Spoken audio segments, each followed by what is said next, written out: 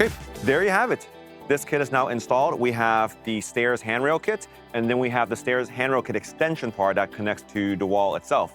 As you can see, the installation can be done by yourself or with someone else helping you. It's, for the most part, for DIYers.